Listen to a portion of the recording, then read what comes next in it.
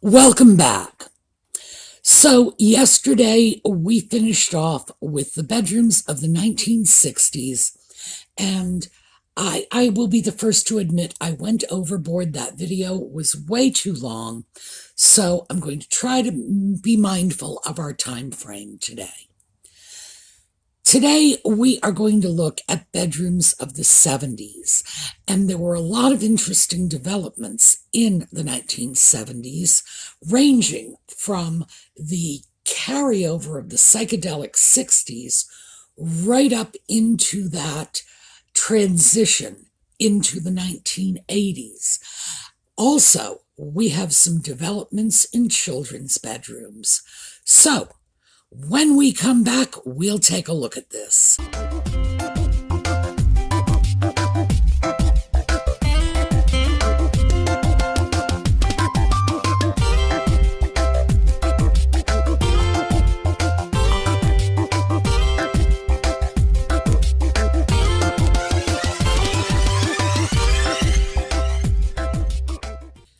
So I decided to start off with this bedroom because even though there is that little step stool in front of the bed, I'm not sure this is actually a child's bedroom. It might be. I feel it's more likely that this is a guest room. It has a lot of the elements that I associate with guest rooms of the 1970s, including that sort of, I don't want to say bland because this is not a bland room, but that rather sterile, unlived-in look that guest rooms took on in the 1970s. I like this image because it incorporates so many of the trends we saw in the 1970s all in one bedroom. So let's start with the obvious: color. In the 1950s, bedrooms were very colorful, if you consider pink to be colorful. Yes, if you'll recall from the pictures, and as I said when I did the 1950s bedrooms, I tried very hard to get colors other than pink, which frankly was next to impossible. Bedrooms were pink in the 50s. In the 1960s, they went over to very, very bland colors. The psychedelic 60s, when we think of the 60s, we tend to think of op art and, Peter Max posters and so on. That was young people's culture. And young people were not decorating houses in the 1960s. We don't really see a lot of that op art stuff until we move into the 70s, when it was becoming more mainstream and therefore more acceptable to the older people who were, in fact, decorating houses. What we have here, especially on this bedspread, is one of the popular motifs of the late 60s going through the early 70s, and that's those big, sparky flowers. They put flowers on everything. And we saw that when we looked at bathrooms, and we saw those big multicolored sunflowers on the shower curtains and the throw rugs on the floor. In this case, it's limited to the bedspread. Nevertheless, we have patterning on the walls. We have this sort of checks or plaid on the curtains. We have a blue carpet. We have another shade of blue in this, what looks like a salvaged mini icebox. By the way, that may well be what this is. What we're looking at is an encapsulation of all the design trends. And we're going to take a closer look at some of these individually in some of the other rooms. But this boho look, by the way, that wasn't what it was called in the 70s. This boho look had become incredibly popular. It was somewhat short-lived because people just, Their tastes got more mainstream as they got older. This is probably a room designed by reasonably young people, people who were still caught up in what was trendy. Nevertheless, this is a nice room despite the color and pattern overkill, and it is my personal belief that that was just a reaction to the lack of color in the 60s. Again, my personal belief, but over time you see the pendulum swing back and forth, and you will see loads of color, then no color, then more color. It just tends to go back and forth because people react to what went before.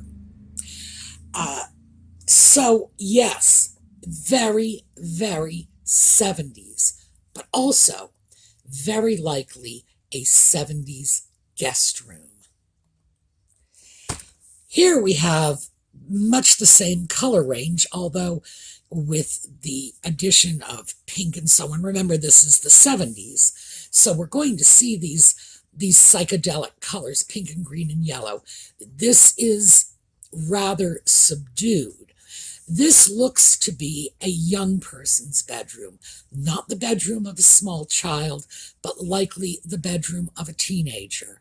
It's also very likely to be a bedroom the teenager's mom put together for them, because a teenager would want posters, frankly, 1970s. Some of the touches we're seeing, besides these 70s colors in particular, that avocado green, is the fern, and we have another plant in the lower right corner. It's apparently on a desk or something here with the books. Plants were coming into every room in the house. We got away from that, which is probably a good thing because I wouldn't trust a teenager to take care of a houseplant. This is also a room, judging by the toys, it is not for a teenager. It's for a younger girl. We've got stuffed animals and dolls in this little shelf. It looks like a plant shelf, frankly. And that was another thing that you saw a lot of in the 70s because of their love for plants. We saw an abundance of shelving that was specifically designed to hold plants, much of which looked like this little metal piece under the window.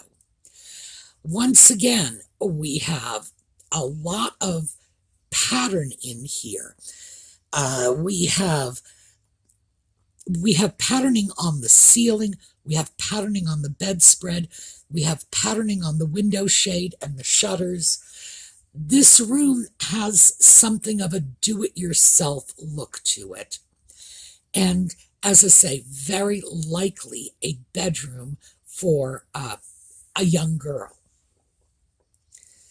Now, this bedroom would be a bedroom, despite the dolls, I would think for an older girl. Obviously, again, the dolls are saying this is a girl's room. Loads of color. Yellow and white mostly just sort of jumps out at you. Yellow was another one of the huge 1970s colors, and as you can see, it's accented with green and a sort of rusty terracotta that's rather reminiscent of that orange that was so big in the era. The thing to keep in mind is this is the point where people started decorating their children's rooms. I know a lot of you commented on that on yesterday's video. You know, my bedroom was bland. We had white walls, we had beds, and by golly, we were thankful for it. And yes, we were. Our mothers and fathers were born in the Great Depression. The mere fact that we had a bedroom was expected to be enough for us. So things turned around when we got older and we had children. We started decorating our kids' rooms. And it may well be a reaction to the fact that, you know, hey, we had a bed and we needed to be thankful for it. We also had more affluence, smaller families, meaning fewer children, fewer rooms to decorate, and more of a sense of providing stimulation for children. Even in my generation, I was born in the 1950s, you all know that. Even in my generation, children were treated like small adults. It wasn't until the 60s and 70s when Dr. Spock, for example, and other child psychologists in particular, when their work began to permeate mainstream society, and we began to think in terms of providing stimulating environments for our kids, because the experts were telling us if we expected A's on those report cards, we were going to have to do our bit in terms of providing intellectual stimulation for these little ones.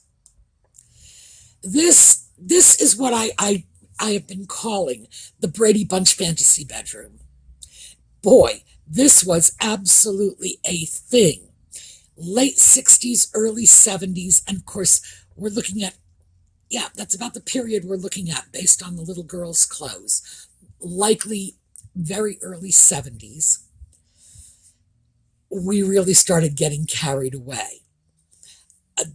This is just brightly colored wallpaper, white furniture, and we have a coverlet on the bed that has tassels and scallops on it, and just, somebody wanted to create a really pleasant environment for a child here.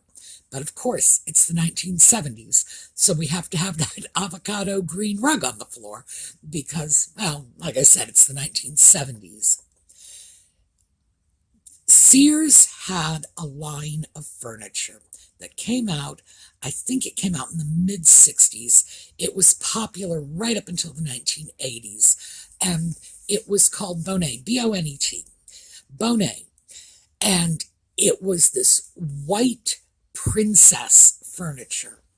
And boy, that was hot. That was in every little girl's bedroom, and the little girls who didn't have it wanted it. We started creating, I don't know, a little fairy tale haven for our children, which in a way is good. This, however, I don't know. If I were a child, I'm afraid a bedroom like that would have probably given me nightmares. And here is another one. In this one, we are seeing the same principles we've been talking about, but the 1970s colors gone wild. We are away from the greens and browns that were so popular over to the other side of the color spectrum with the reds, the oranges, the yellows. And here we have red, orange, yellow, and pink. It's like, my goodness. This is another one that probably would have given me nightmares. But we still have elements of that fairy tale bedroom. The little draperies on either side of the headboard are creating that sort of somewhere between a canopy bed and the draperies on a tester bed. I'm sure the little girl who had this room adored it. As I say, I wouldn't have been able to fall asleep at anything quite this busy. And here is another one. Again, loads of color. In this case, we have this sort of mustard yellow.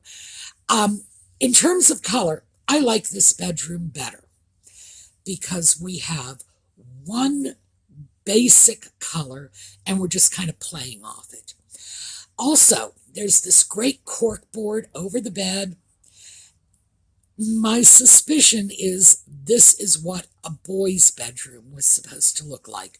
Nevertheless, when it's decorated to the nines like this, you really have to wonder if any little boy would have been all that comfortable in it. And following that color scheme, here's another one. Again, a girl's bedroom. I would suspect this is a bedroom for an older girl, but goodness, These colors are blinding. We have orange, pink, purple.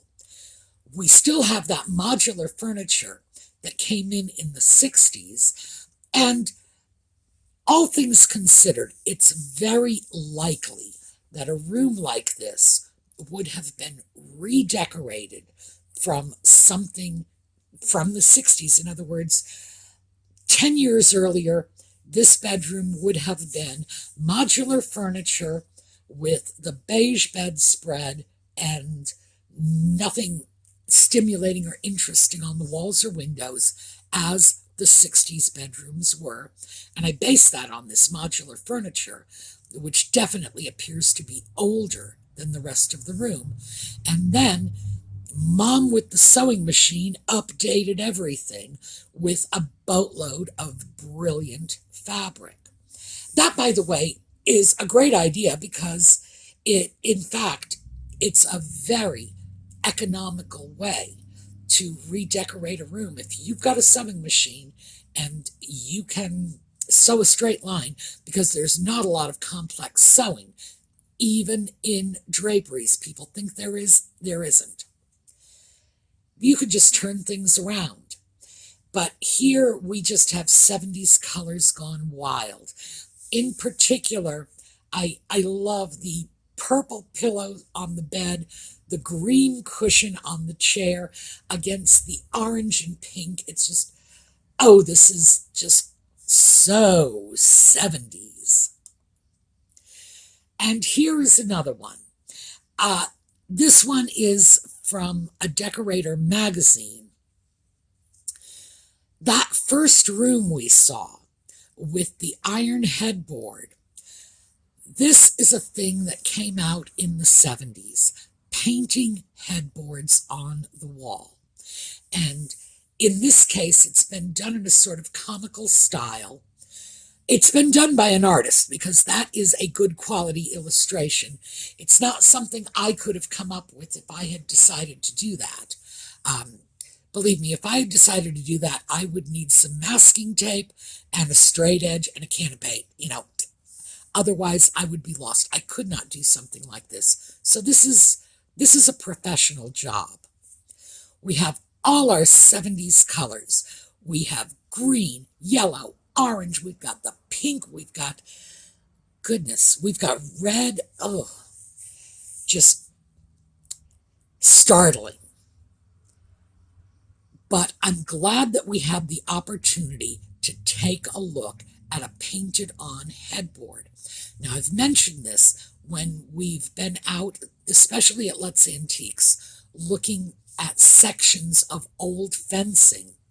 This was the era in which they would grab a section of old fencing, nail it to the wall. Well, actually, they usually just screwed it to the wall. Call it a headboard and stick the bed in front of it. You really got some very interesting, very novel-looking headboards for beds.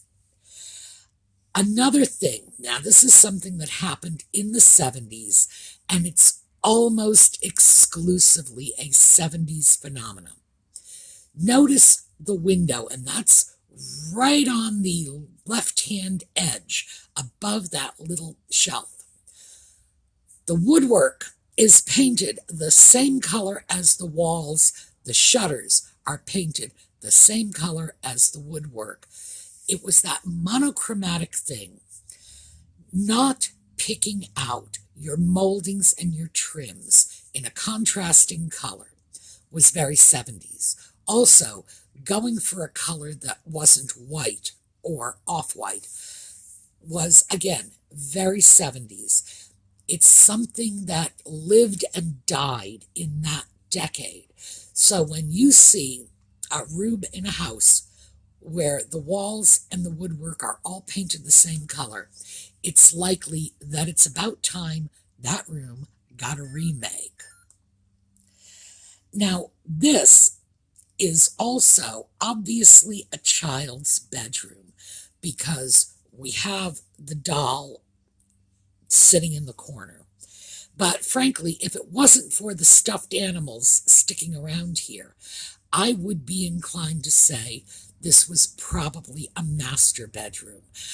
Again, the stuffed animals make that rather unlikely, but this is not atypical for what an adult bedroom would have looked like, especially if it was a bedroom of adults who were striving to be trendy and, perhaps young adults. We've got our 70s colors, and we have color and pattern just coming at us from every direction here. Also, notice the door, and the door is just left of center in the image. Again, our door has been painted out. It's not the standard white or off-white that we saw in other decades. So, very 70s. Now, this bedroom, I am assuming, is the bedroom of a young boy. The twin bed suggests that.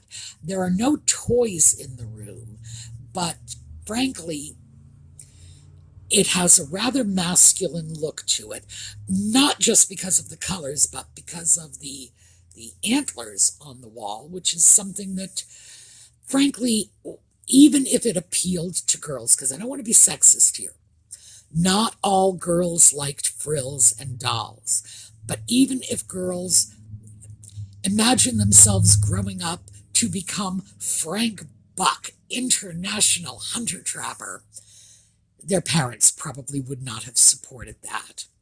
So, in all likelihood, this is a bedroom that's been set up for a boy, probably a teenage boy because of the lack of toys. We see our 70s colors here. We're also seeing some of the boho touches, and remember, we can't lose sight of the fact that they were not calling it boho in those days. Now, there is a line running vertically down this picture. Why? Because this is a photograph. This is somebody's personal photo that obviously got folded at some point and popped online. So this is great because it's a real picture of a real bedroom and not something out of a decorator magazine. And now we are off to the master bedrooms. Now, in the 1970s, there were really 3 types of bedroom decor. One is this. This is sort of the standard traditional. We are almost, we're so close to the 1980s, we can almost taste it. We still have color, but that color is very subdued. In this case, it's quite dark. Things are getting more traditional, and we're seeing much less visual impact in the rooms. And that was one style, that sort of traditional bland. We're moving into another. Again, we're looking at a very traditional bedroom overall. The thing that makes it non-traditional and screams 70s at us is the color. The orange, the yellow, and of course, plants. My goodness, we got green stuff here. This was another one, the brightly colored. This is sort of a cross between that traditional and the pop art thing. Now, this one is 70s going into 80s. So this is late 70s, and we can start to see the bedroom of the 1980s emerging in this. What we have is this sort of dull furniture. The furniture is very simple and frankly dull. It's contemporary furniture. And we have the ceiling fan that just became de rigueur in the 80s, and this earth tone palette. Now, as we move into the 80s, we're going to see what little color is in this room kind of disappear. But this is sort of moving into the 80s. And now we're seeing the third one, the boho. This came out in the early 1970s. I remember this vividly because it was a style I loved. We did not call this boho. We were young, we were eccentric, and we were just expressing our personalities. Thank you very much. And one of the things that became so popular were these wonderful vintage metal beds. Today they would be antiques, but in the 70s they were vintage. They were from the 20s, the 30s, the 40s, and that was just a style unto its own. Very, very 70s.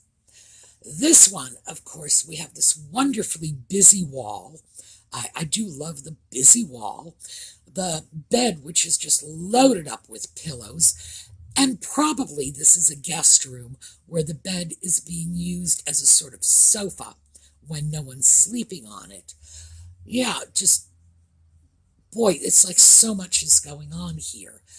However, we are not being overwhelmed by the spunk-eyed colors. Here is another one. Again, we have that metal bed, we have vintage furniture, and the plants. Of course, the plants were just, you had to have plants everywhere. A dull, sort of toned-down color palette, and it was eccentric. It was hugely popular. One of the other interesting things here is, note we have a hanging fixture that's being brought over from the side of the wall on a chain.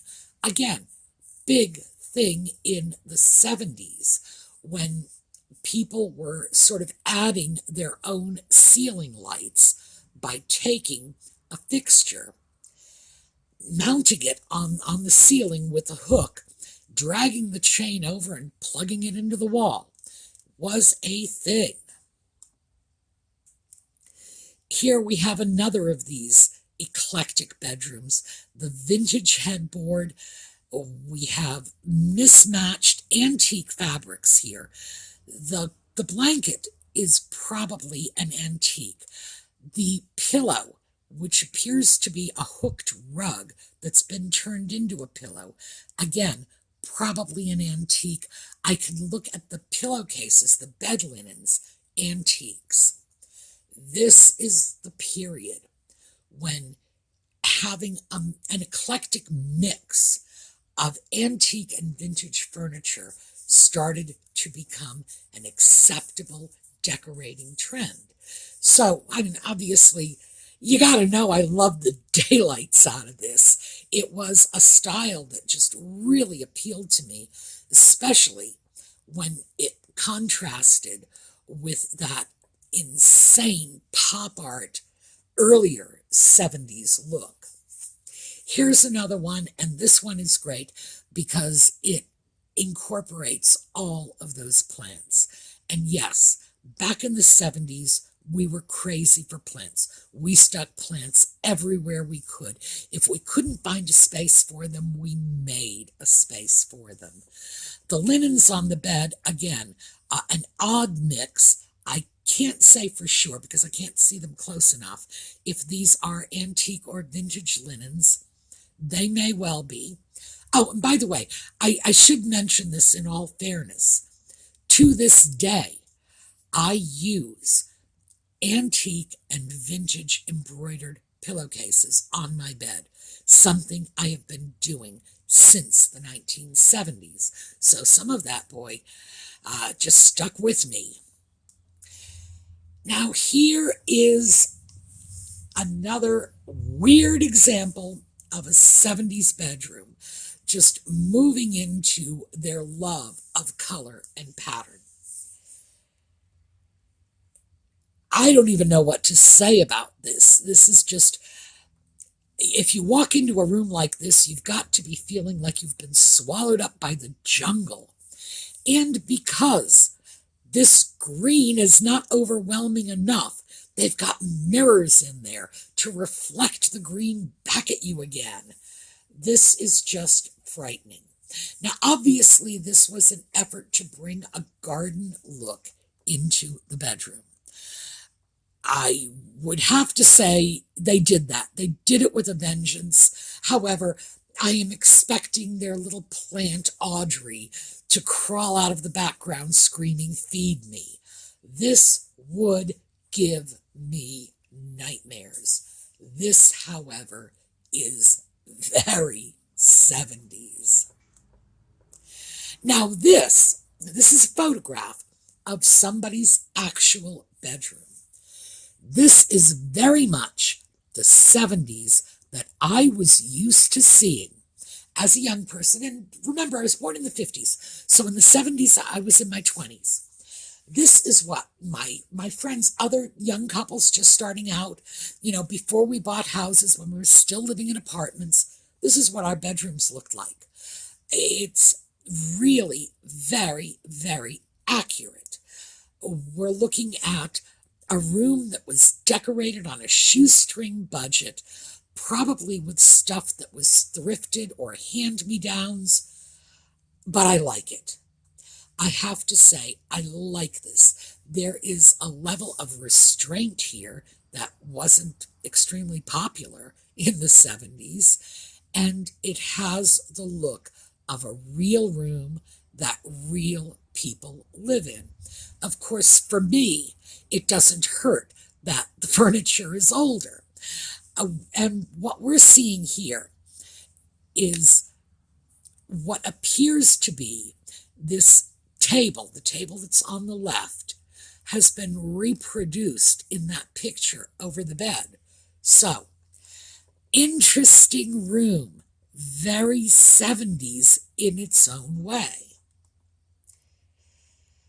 And here, now this is what people think of when they think of the 1970s, that sort of op art, brightly colored. In this case, we have yellow, we have terracotta, and I'm not sure if that bedspread has black or brown in it.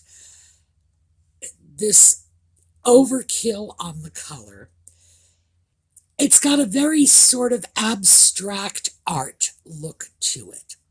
It also has some of the 70s touches that we've already seen everywhere, which is like the plants and the mirrors reflecting that bizarre color scheme back on us. So yeah, that is certainly 70s. And we're going to close off with this one, because in a lot of ways, this is just typical 70s. We've got that color scheme, pink, yellow, green on the floor. This didn't seem to bother anybody. And these colors do not go together. And nobody seemed troubled by this. We have this strange bamboo designed furniture. That, by the way, was a big thing in the 70s. And we have the little floppy hat on the bed, which does scream 70s. And if, in fact, I had a hat like that in the 70s, I just want you to know I wouldn't admit it. So read what you will into that. Some of the other things, though, notice one wall is papered, and the draperies match the paper, but the other wall is not.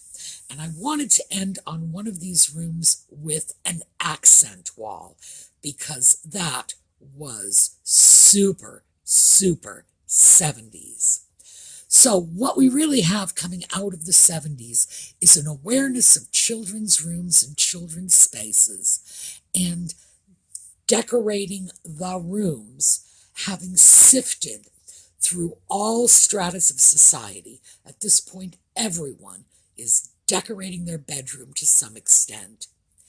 And we have all of the colors that were denied us back in the 60s. So The pendulum was swinging toward color. And as we already know, when we get into the 80s, we are going to see that pendulum swing back to bland again. All right, that's what I have for you this weekend.